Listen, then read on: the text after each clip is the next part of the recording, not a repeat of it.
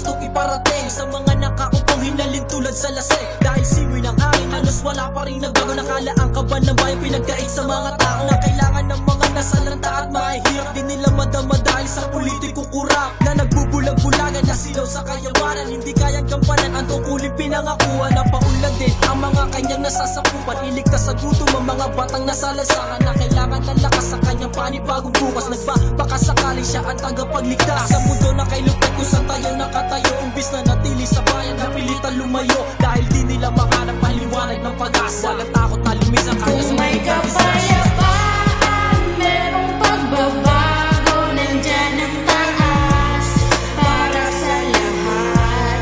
Sana'y walang sakiman, tayo'y magbigayan. Ito ang dapat para sa lahat.